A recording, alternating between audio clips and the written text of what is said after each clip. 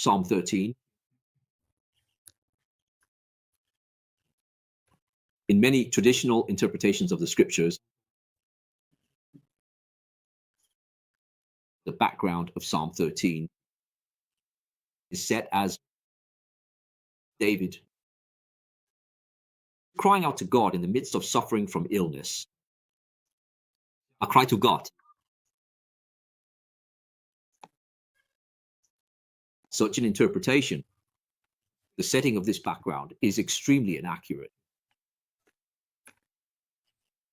In the Psalms, all of David's writings, all of David's prayers, there is hardly a single one where David is purely in physical pain, asking God to deliver him from physical illness.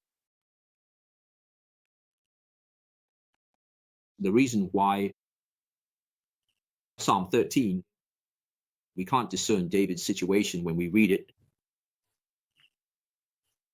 is because not only are people of the world deceived by lies, but God's people are also deceived by lies. In Psalm 12, as we just discussed, everyone says,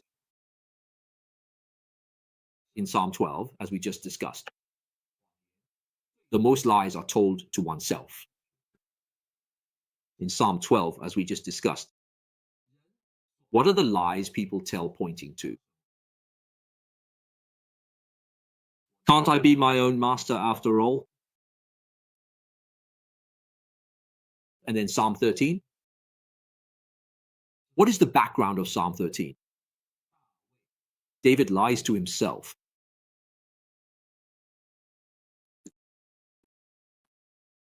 God, the hearts of the people are captured by lies. Psalm 13 begins with King David questioning the Lord, expressing his concerns and seeking answers from God. 5 question marks. O Lord, how long will you forget me? Will it be forever? How long will you hide your face from me? I wrestle with my thoughts in my heart and have sorrow in my heart all day long. How long will this last? My enemy triumphs over me. How long will this last? In Psalm 12, David just declared that the Lord will surely protect the oppressed and afflicted.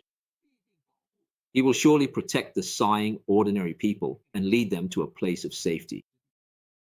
But in Psalm 13, in his own situation, because his enemies were exalted and he himself was being oppressed, David asked God, have you forgotten me? Will it be forever? You have hidden your face from me. Will I be sad all day long forever? When will the sadness turn into joy? When in your righteous judgment can the enemy become extinct? There is an extreme in the Christian life. Superficial, an illusion. You think you performed some religious ritual.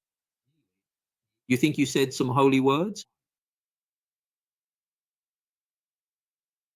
Once you are transformed from within, you will have no more storms. You will have no more challenges. If the enemy is within you, then of course the enemy's work will be completely gone. If that were the case, how could God's people possibly really be the Lord's soldiers, courageously fighting in this world? If that were the case, why would God's people need to look to him and trust him at all times?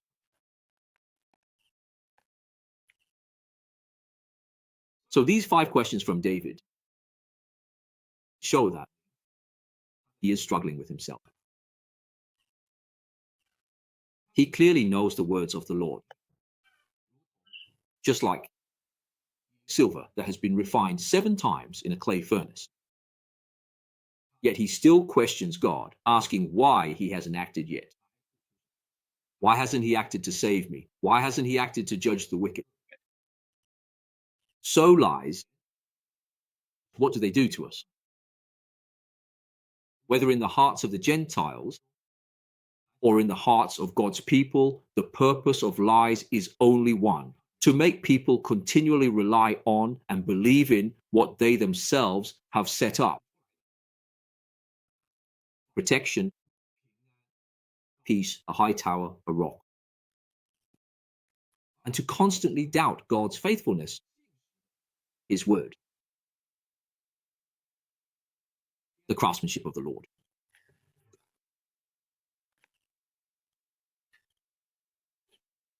Take a look at your own heart.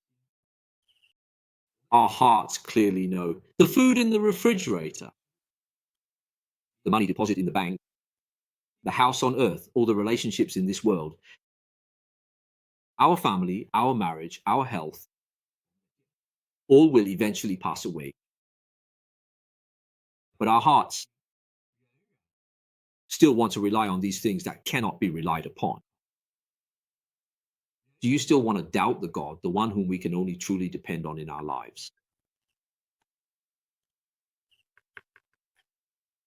You need to understand the situation David is in right now. You have to imagine that one day there is no food in your refrigerator. There are no savings in your bank account. Your heart is in turmoil. Why? Because everything you have planned and arranged for yourself will eventually vanish like the wind. And so you worry all day long. And then you ask God, why do you hide your face from me? Why don't you come to help me? Why do you let me suffer on this earth? How long will this last? I haven't done anything wrong, so why do the wicked prosper as if darkness is swallowing up the light? All these lies have the same purpose. So even David's heart was shaken by the enemy's lies. The enemy is not out to kill David. What does it mean that the enemy has overcome him? Verse 4 says, lest my enemies say, I have overcome you. He has overcome me because I have shaken my faith in God and have shaken my commitment to his pure word. So David was one of God's people. Because if we truly are God's people, then we will never be blind forever. We will never remain asleep unto death forever. We will always rise up again. So, O Lord my God, I ask you to watch over me in the midst of the clouds. Let my eyes be enlightened. Let me see you. Let me hear your words so that I will not fall into the sleep of death, so that my heart will not be shaken by the enemy. What should my heart do? Rely on your word, because your promises never change. My heart will rejoice in your salvation, because your salvation never changes. I want my mouth to sing to the Lord. My mouth is not for lying to myself or to others, because you have dealt bountifully with me. So what is Psalm 13? Psalm 13 is the true response of God's people. In this generation, shaken by the lies of the enemy and tempted. This is the response. If every day you do not experience such lies attacking your heart,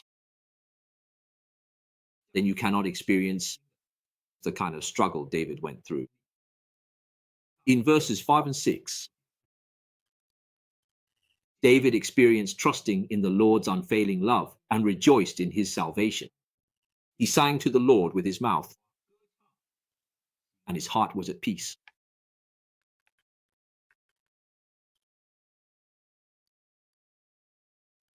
Therefore, I especially hope that you will often recite Psalm 13. Take your thoughts and intentions each day and reflect on these 8 words, pondering in your heart and having sorrow in your heart all day. Ask yourself, what are you pondering? Ask yourself, what are you sorrowful about? Ask yourself, what are you afraid of? Has the enemy been exalted? Is the enemy oppressing us? Have we failed? Have we been brought to ruin? No. What is false will always be false, and what is true will always be true. Human lies cannot withstand the test of the furnace, but the words of the Lord have been refined 7 times. Later at the end, I will share with you what it means to be refined 7 times. These 4 words. You not only need to know that the words of the Lord are true, but that the words of the Lord must also be tested. All right, this is Psalm 13.